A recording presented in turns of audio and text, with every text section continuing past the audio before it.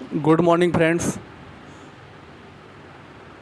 आज का टॉपिक है कॉल्स इन एरियर्स। मतलब जब कंपनी शेयर होल्डर को कॉल करती है पैसे के लिए और शेयर होल्डर पे नहीं करता है तो उसे हम कहते हैं कॉल्स इन एरियर। एक बात आप हमेशा ध्यान पे रखोगे कि एप्लीकेशन मनी हर शेयर होल्डर जमा करता है, ठीक है। अगर एप्लीकेशन मनी जमा नहीं करेगा तो बैंक उसका एप्लीकेशन एक्सेप्ट नहीं करती है ना। तो एप्लीकेशन मनी हर शेयर होल्डर को जमा करवाना ही पड़ता है। तो एप्लीकेशन मनी हर शेयर होल्डर से आती है। फिर दिक्कत कहाँ से जाता है? अलॉटमेंट से। अलॉटमेंट का कोई पैसा नहीं देता है, कोई फर्स्ट कॉल का पैसा नहीं देता है, कोई सेकेंड कॉल का नहीं देता है, कोई तो होता है जो एप्लीकेशन तो जमा ही करना पड़ता, कंपलसरी है, उसके बाद के कोई जमा ही नहीं करता। जिस प्रकार से हम गाड़ी लेने जाते हैं तो डाउन पेमेंट तो सभी को ही जमा करने पड़ते हैं। कोई होता है जो कुछ इंस्टॉलमेंट देता है फिर उसके बाद की बंद कर देता है ना। उसको कोई भी रीज़न हो सकते हैं, रीज़न पे नहीं जाएंगे। बस आपको इतना ध्यान रखना है, कॉल इन एरियर का मतलब है कि कंपनी ने कॉल किया पर शेयर होल्डर ने पैसे नहीं दिए। तो आप हमेशा ध्यान में रखोगे एप्लीकेशन मनी हर एक को जमा करनी है। अगर कोई जमा नहीं करेगा तो उसका share application form bank accept ही नहीं करेगी, ठीक है। तो एप्लीकेशन मनी सबकी आती है। एरियर कहाँ से चालू हो सकता है? अलॉटमेंट, फर्स्ट कॉल या सेकेंड कॉल पे। इसमें हमेशा आप एक चीज़ ध्यान पे रखोगे कि जब कॉल इन एरियर होगा तो आपको इंटरेस्ट की एंट्री लगानी है। कौन सी? कॉल इन एरियर है तो कंपनी क्या करेगी? कॉल इन एरियर का मतलब कि सामने वाले ने पैसा नहीं दिया, अब ड्यू डेट चली गई, अब वहाँ से ले करके जब वो पैसे देगा उसका जो पीरियड होगा उतने पीरियड का इंटरेस्ट भी लगे हाथ उसे पे करना पड़ेगा।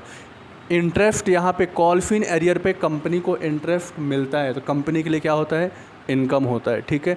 और अगर क्वेश्चन में इंटरेस्ट का रेट लिखा हुआ नहीं है तो आप हमेशा कितना निकालेंगे? 10% पर एनम निकालेंगे, ठीक बात है। ओके, क्वेश्चन पढ़ते हैं। क्वेश्चन में क्या लिखा हुआ है? Your company issued 10,000 shares of ₹100 each, है ना। आपकी कंपनी ने शेयर इशू किया, 10,000 शेयर इशू किए हैं और एक शेयर कितने का है? ₹100 का। पेबल एज अंडर, पे कैसे करना आपको? ₹100, 30 ऑन एप्लीकेशन पे ₹30, ₹20 ऑन अलॉटमेंट पे ₹20 पे करना है। फिर लिखा है 25 ऑन फर्स्ट कॉल पे कितना? 25 and balance on second and final call. तो आप इस 100 में से ये माइनस कर दोगे तो सेकेंड कॉल कितना? 25। ये सारे प्लस करने पे 100 आना चाहिए। आगे लिखा है company received full subscription and shares allotted to them, है ना। कंपनी को फुल सब्सक्रिप्शन मिला है और कंपनी ने उन्हें शेयर अलॉट कर दिया। All call money duly received accept, company ने जितना कॉल किया सारे कॉल के पैसे मिल गए। सिर्फ एक ऐसा शेयर होल्डर है मिस्टर गणेश नाम का जिसने 1000 शेयर खरीदे थे, उसने अलॉटमेंट के बाद कोई पैसा नहीं दिया। कुड नॉट पे आफ्टर अलॉटमेंट, ये वर्डिंग बहुत इंपॉर्टेंट रहती है ना। यहीं से समझ में आता है हमें कि कहाँ से पैसा आना, कहाँ तक पैसा आया हुआ है और कहाँ से पैसा नहीं आया हुआ है, ठीक है। तो यहाँ पे लिखा हुआ कुड नॉट पे आफ्टर अलॉटमेंट, इसका मतलब ये कि गणेश ने अलॉटमेंट के बाद कोई पैसा नहीं दिया। तो अलॉटमेंट के बाद कब पैसा देना था? फर्स्ट कॉल और सेकेंड कॉल का पैसा नहीं दिया, ठीक बात है। ओके, तो इसका मतलब ये कि कॉल इन एरियर कहाँ पे हुई? पैसा कहाँ पे नहीं मिला? फर्स्ट कॉल पे नहीं मिला और कहाँ पे नहीं मिला? सेकेंड कॉल पे नहीं मिला। कितना नहीं मिला? तो सर 1000 शेयर लिए थे उसने और उसे ₹25 देना था, तो ₹25 इंटू 1000 तो कितना हो जाएगा? 25,000। और इसी प्रकार से सेकेंड कॉल पे 25 इंटू 1000 कितना?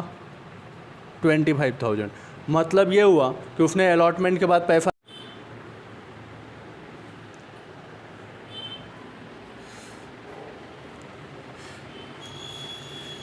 वीडियो बंद पड़ जा रहा पता नहीं क्यों। चलिए, तो उम्मीद करता हूँ दोस्तों आपको यहाँ तक समझ में आया होगा, है ना।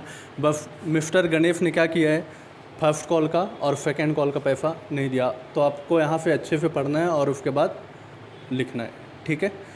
तो इसे हम मल्टीप्लाई कर लेंगे। नंबर ऑफ़ शेयर कितने थे? 10,000। तो ये कितना हो जाएगा? मल्टीप्लाई करेंगे तो 10,000 इंटू 30 कितना हो जाएगा? 10,000। 3 लाख इंटू 10,000 तो ये कितना हो जाएगा? 2 लाख इंटू, अब देखो दोस्तों यहाँ पर हमें पूरे पैसे आ रहे हैं क्या? नहीं, है ना। तो यहाँ पे हम क्या करेंगे, ये क्वेश्चन करते करते मैं समझाऊंगा, ठीक है। चलिए, तो हम लोग एप्लीकेशन का एंट्री शुरू करते हैं। आपको पता भी होगा, अब तक इतने सारे क्वेश्चन करवाया हूँ, तो उम्मीद करता हूँ आपके सारी चीज़ें जम भी रही होंगी, ठीक है। चलिए, तो एप्लीकेशन का एंट्री करते हैं। आपको मालूम होगा कि जर्नल एंट्री का फॉर्मेट क्या है। पहले जर्नल एंट्री का फॉर्मेट बना लेंगे, आप उसी में ही एंट्री करेंगे। जर्नल एंट्री का फॉर्मेट कैसा है? Date, particular, ledger folio, debit amount, credit amount, ठीक है। मैं ऐसे ही कर देता हूँ, आप मत करना, आपको एग्ज़ाम लिखना है। एप्लीकेशन की एंट्री क्या होगी? पैसा आएगा तो बैंक अकाउंट डेबिट होगा और शेयर एप्लीकेशन क्रेडिट होगा। पैसा आया है तो बैंक अकाउंट क्या होगा? Debit, bank account debit. कितने रुपए आए हैं बैंक से? 3 लाख रुपए, तो 3 लाख से बैंक डेबिट होगा। और बैंक में पैसा कहाँ से आया? एप्लीकेशन से। तो आप लिखोगे to share application account 3 lakh. और इसे आप कहाँ ट्रांसफ़र करेंगे? शेयर कैपिटल पे। तो क्या एंट्री हो जाएगी? पहले इसका आप नरेशन लिख लीजिए। Being share application money received on 10,000 shares.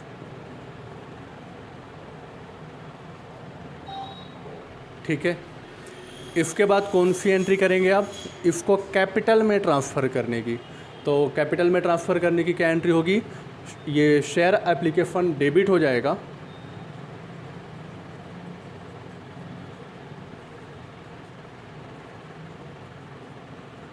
और क्रेडिट करेंगे कैपिटल को to share capital account.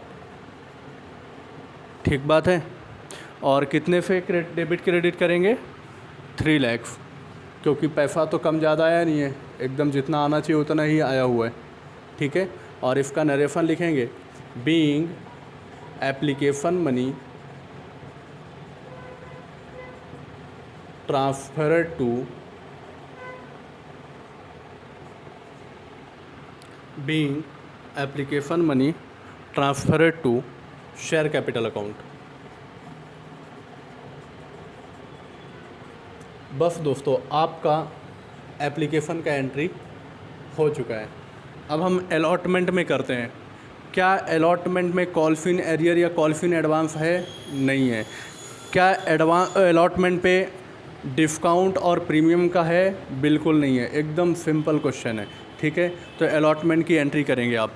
Allotment की एंट्री कैसे करेंगे? सबसे पहले आप शेयर अलॉट करेंगे तो आपको ड्यू की एंट्री करनी पड़ेगी। ठीक है। तो ड्यू की एंट्री कैसे होगी? तो अलॉटमेंट की एंट्री कैसे करेंगे? लिखेंगे हम लोग शेयर अलॉटमेंट अकाउंट डेबिट। क्या लिखेंगे? Share allotment account debit. और कितने से होगा दोस्तों? यहाँ लिखा हमने 2 लाख रुपीज़, है ना, 2 लाख। और इसे कैपिटल में ट्रांसफ़र करेंगे टू शेयर कैपिटल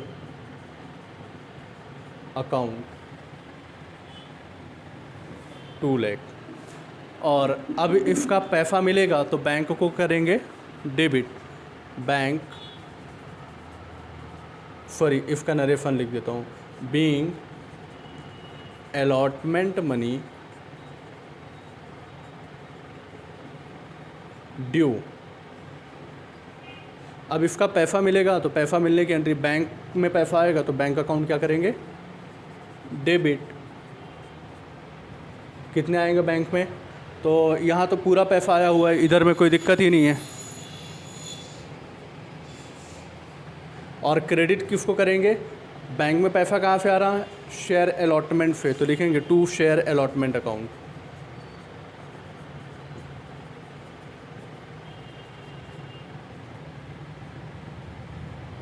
और नरेशन लिखेंगे बीइंग शेयर अलॉटमेंट मनी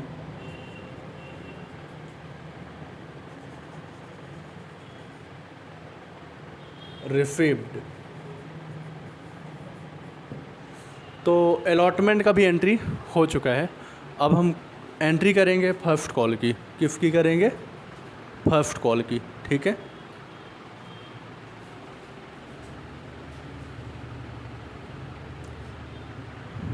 तो फर्स्ट देखो, कॉल्स इन एरियर, लोगों ने पैसा नहीं दिया, ये कब मालूम पड़ता है, जब बैंक में पैसा जमा करवाएंगे सब लोग, और उसमें से जब बाकी लोग का नहीं दिखेगा तब हमें मालूम पड़ेगा कि कॉल्स इन एरियर जो है। तो कब मालूम पड़ा, बैंक वाली एंट्री के साथ में, है ना।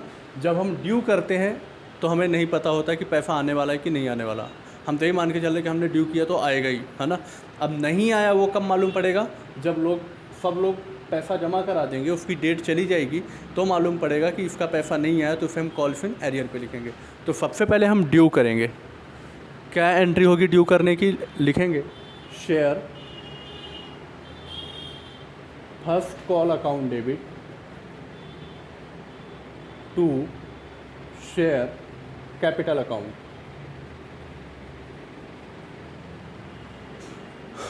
अमाउंट कितना आएगा, तो 25,000 इंटू 10,000 कितना करेंगे, 25,000 इंटू 10,000 कितना हो जाएगा, 2,50,000।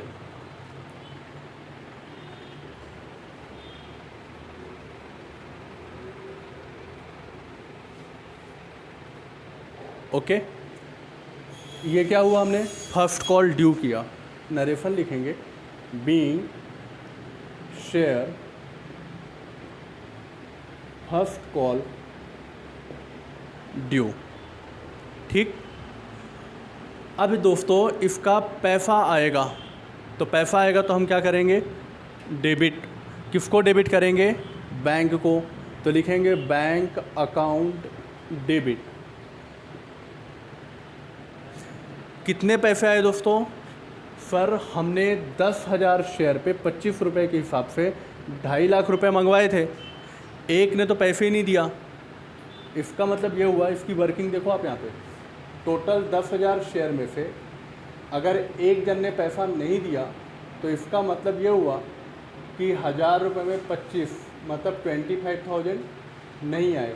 मतलब ये हुआ कि 9,000 शेयर पे पैसे आए हुए हैं, तो कितना हो जाएगा, 2,25,000, ठीक है। समझो आप, टोटल 10,000 शेयर थे, जिसमें 1,000 शेयर पे 25 रुपये के हिसाब से 25,000 नहीं आए, बाकी के 9,000 शेयर पे 25 रुपये के हिसाब से 2,25,000 आए होंगे। 10,000 शेयर में 1,000 शेयर के पैसे नहीं आए, बाकी के 9,000 के शेयर पैसे आ गए हैं, सामान के चलना पड़ेगा, ठीक है। ओके, तो कितना हो जाएगा, बैंक में कितने पैसे आए, 2,25,000। Bank account debit 2,25,000। और जो पैसा नहीं आया उसे हम डेबिट करेंगे, लिखेंगे calls in arrear on first call account debit. कितने पैसे नहीं आए, 25। तो देखो, जो पैसा आया बैंक को डेबिट किया, जो पैसा नहीं आया उसमें कॉल्स इन एरियर को डेबिट किया। बस कॉल्स इन एरियर की एंट्री आपको ऐसे ही करनी है। और क्रेडिट किसको करोगे, to share first call account.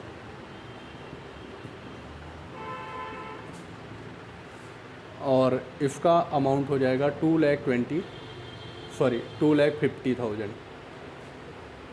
तो देखो, 2.5 लाख रुपए में से 2,25,000 आए तो बैंक को डेबिट किया, जो पैसे नहीं आए उस पर हमने क्या किया, कॉल्स इन एरियर को डेबिट किया हुआ है, ठीक बात है।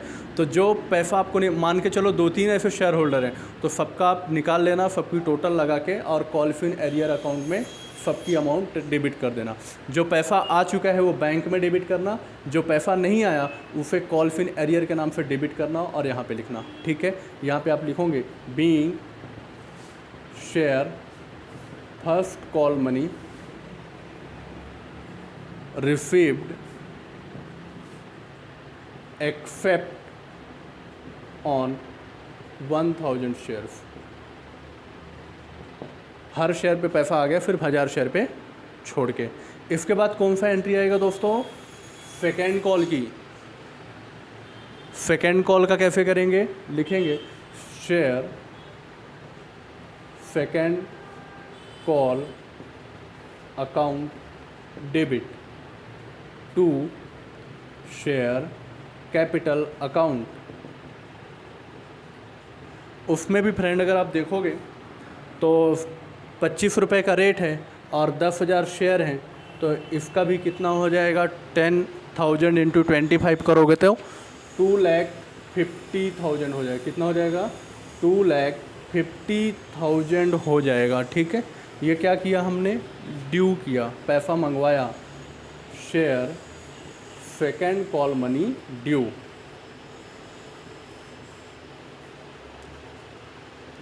अब जब हमने सेकेंड कॉल किया, वहाँ पर फिर से यही पर्सन था जिसने पैसे सेकेंड कॉल में नहीं दिए। ठीक है, तो हम एंट्री क्या करेंगे? उसकी पैसा मिलने की एंट्री करेंगे। लिखेंगे, क्या लिखेंगे? बैंक अकाउंट डेबिट करेंगे। बैंक अकाउंट डेबिट कितना?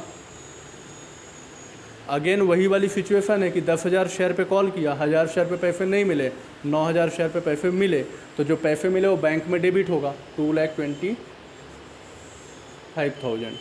और उसके बाद जो पैसा नहीं मिला उसके लिए कॉलफिन एरियर को डेबिट करेंगे। Call in arrear on second call account debit कितना?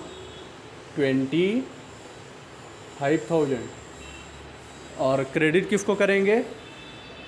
ये वाला शेयर सेकेंड कॉल को, to share second call account 2,50,000। ठीक है, तो देखो 2,50,000 का कॉल किया, उसमें फिर से 25,000 रुपये नहीं मिले, तो कॉलफिन एरियर में डेबिट कर दिया, और जो पैसे मिले उसे बैंक अकाउंट में डेबिट किया। नरेशन क्या लिखेंगे? यही वाला नरेशन आप यहाँ पे रिपीट करोगे। Being share second call money received except on 1000 shares. Sir ये एंट्री कंप्लीट हो गई? नहीं सर। क्यों कंप्लीट नहीं हुई? क्योंकि क्वेश्चन में लिखा हुआ है कि उसने जो ये कॉलफिन एरियर का पैसा नहीं दिया था फर्स्ट कॉल का और सेकेंड कॉल का, तो वो वाला पैसा उसने इंटरेस्ट के साथ में पे किया है। तो अभी अपने को एक इंटरेस्ट की एंट्री और ये जो कॉलफिन एरियर था उसका पैसा मिलने की ये 2 एंट्री हमें और करनी पड़ेगी। कौन सी एंट्री करनी पड़ेगी? क्वेश्चन में ही लास्ट में लिखा हुआ है कि उसने कॉलफिन एरियर के बचे हुए सारे पैसे उसने दिए हैं। ठीक है, तो हमें क्या करना है? अभी 1-2 एंट्री एक्स्ट्रा की लगानी पड़ेगी। एक इंटरेस्ट ड्यू करेंगे और दूसरा फिर इंटरेस्ट का और कॉलफिन एरियर का पैसा मिला उसकी एंट्री। देखो लास्ट लाइन क्या लिखा है?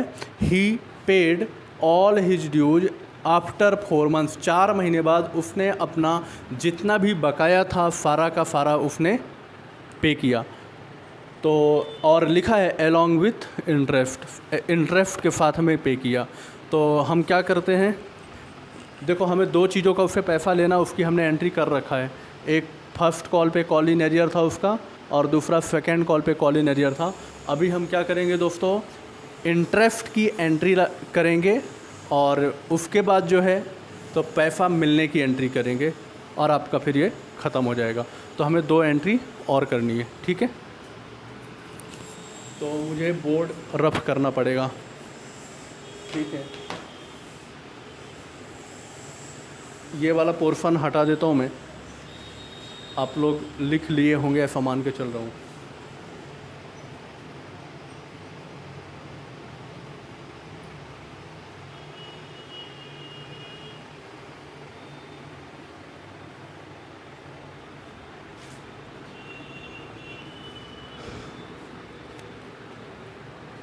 कैसे एंट्री करेंगे? देखो, कंपनी को इंटरेस्ट मिलेगा तो कंपनी के लिए क्या होगा? इनकम, और इनकम क्या होती है? क्रेडिट। ठीक बात है। चलिए, तो कौन सी एंट्री आएगी? इंटरेस्ट की। कैसे करेंगे? देखो, interest on calls in arrear account debit to interest account.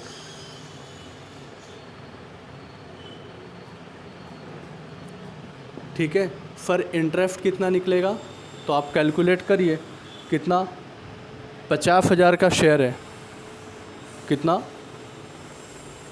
50,000 का शेयर है।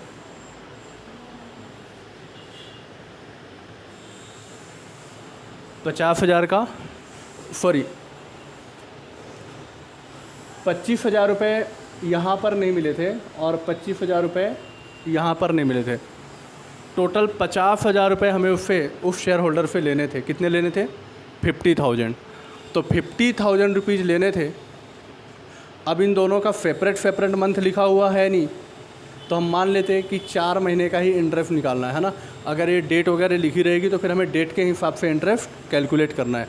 तो 50,000 का 10% कितना निकल के आएगा? 5,000। ये 5,000 हो जाएगा साल भर के लिए। हमें चाहिए कितने महीने के लिए? 4 मंथ्स का। ठीक बात है कि नहीं? तो इसे आप कैलकुलेट करिए। 5,000 को 3 से डिवाइड करेंगे तो कितना आएगा? 1,667। ठीक है, इतना हमें इंटरेस्ट उससे लेना है। 1,667। यहाँ पे शायद ब्लर हो रहा होगा। ठीक है, अमाउंट आप इधर से देख लेना। ठीक है, अगर वहाँ से नहीं दिख रहा होगा तो अमाउंट आप इधर से देख लेना। 1,667 बीइंग इंटरेस्ट ड्यू, क्या लिखेंगे? Being interest due for 4 months. Interest due का एंट्री हमने कर लिया। अब इसका पैसा मिलेगा तो पैसा मिलने की एंट्री करेंगे। हमने इंटरेस्ट ड्यू की एंट्री कर लिए। लॉजिक क्या था? सर इंटरेस्ट बिजनेस के लिए इनकम है, क्योंकि इंटरेस्ट मिलेगा तो इंटरेस्ट हुआ क्रेडिट। नॉमिनल अकाउंट क्या बोलता है कि जब आपकी इनकम होगी तो इनकम को करो क्रेडिट। तो interest on calls in arrear debit किया। ठीक है, अब पैसा मिलेगा तो बैंक अकाउंट डेबिट होगा। क्या होगा? Bank account debit. सर कितना पैसा मिलेगा? 50,000 तो इसके हो गए जो एरियर था उसका, और 1,667 रुपये मतलब 1,667 इंटरेस्ट के हो गए। तो टोटल कितना हो जाएगा? 51,667। इतने पैसे आएंगे आपके पास में। और इतने पैसे किस चीज़ के आए? तो आप अभी इसको क्रेडिट में लिखोगे। 2 पहला 25,000 रुपये calls in arrear on first call लिखोगे। 2 calls in arrear on first call account, उसके 25,000 रुपये। देखो वहाँ डेबिट हुआ था, यहाँ क्रेडिट हो गया, उसका पैसा आ गया। अब इसका ये वाला पैसा जो नहीं आया था, इसको आप क्या करोगे? इसको क्रेडिट कैसे लिखोगे? 2 calls in arrear on second call account, इसके कितने आए? 25,000। ठीक है, ओके। और किसको क्रेडिट करोगे? ये जो डेबिट में था इसे आप क्रेडिट कर दोगे। 2 interest on calls in arrear account, इसके कितने आए हैं 1657। तो देखिए दोस्तों, इसमें किन किन चीज़ों का पैसा आया हुआ है। 25,000 रुपये वो जो डेबिट में था उसे क्रेडिट कर दिया, यहाँ जो 25,000 रुपये से कॉल इन एरियर डेबिट था क्रेडिट कर दिया, और ये जो डेबिट था इसको क्रेडिट कर दिया। इन सब का पैसा बैंक में जमा हो गया। Being calls in arrear received along with interest, call in arrear का पैसा मिला इंटरेस्ट के साथ में। तो आपको थोड़ा सा इतना ध्यान रखना है, क्या ध्यान रखना है कि जब पैसा नहीं मिलेगा, जो पैसा मिलेगा बैंक में डेबिट करोगे, जो पैसा नहीं मिलेगा कॉल इन एरियर के नाम से डेबिट करोगे। सेम, जो पैसा मिलेगा बैंक में डेबिट करोगे, जो नहीं मिलेगा कॉल इन एरियर पे डेबिट करोगे। इंटरेस्ट कॉल इन एरियर पे इनकम होता है तो इंटरेस्ट क्रेडिट होगा, तो interest on call in arrear नाम का एक अकाउंट आप ओपन करके डेबिट करोगे। बाद में जब पैसा मिलेगा तो बैंक को डेबिट करना और इनको क्रेडिट कर देना। ठीक बात है। चलिए, थैंक यू। ये वीडियो का सफ़र इतना ही।